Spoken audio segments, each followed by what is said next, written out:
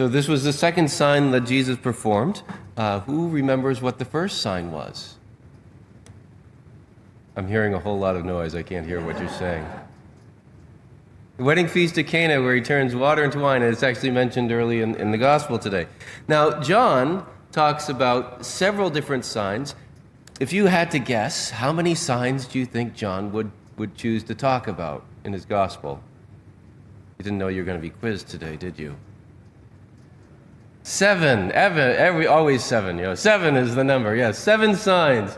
That's right. There's 7 signs. You go to the gospel, the book of Revelation. Everything is 7. 7's this and 7's that, and John's into 7. So the first is the wedding at Cana, which we hear just after the baptism of the Lord. Today we hear about the healing of the official's son.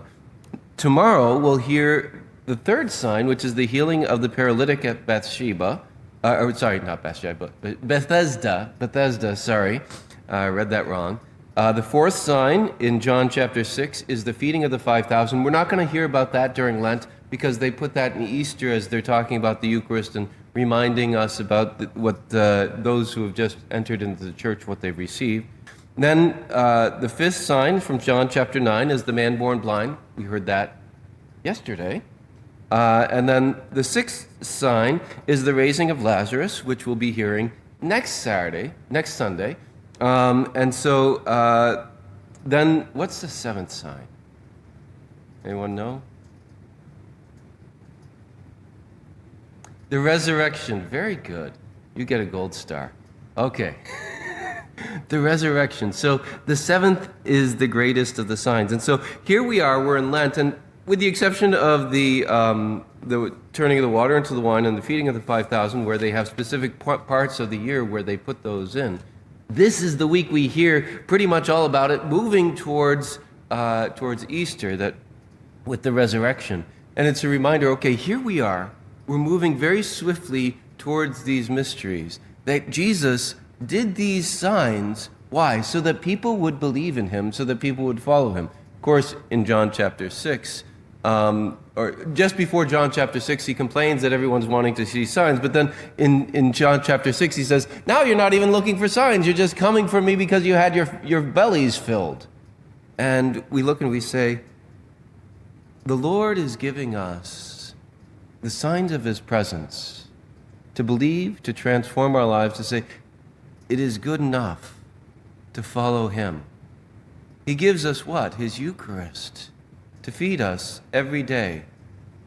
You know, we have these healing masses every 2 months where people can come and ask specifically for healing, where we spend time before our Lord in the Blessed Sacrament. But it's kind of a misnomer, because did you know that every Mass is a healing Mass? Jesus' presence is here at every Mass. Do we have the faith to ask for that healing? And what's the incredible sign for today's gospel? That Jesus does this healing without very much Elisha, with the man who was leprous. He didn't even wave his hand over the thing or come out and ask him to do something. He says, just go home, your son is healed. Just with a command, from a distance, his son is healed. Why? Because John's writing to a Christian community where Jesus has already ascended into heaven. He's saying, Jesus can still heal from a distance. He can still be present. And we who have not seen the face of Jesus know that he is still present in our midst. He can still bring healing even today. So we ask Jesus for the grace of that faith, to believe that he is moving in our midst, that he is loving us, and to see those signs of how he is present in our lives.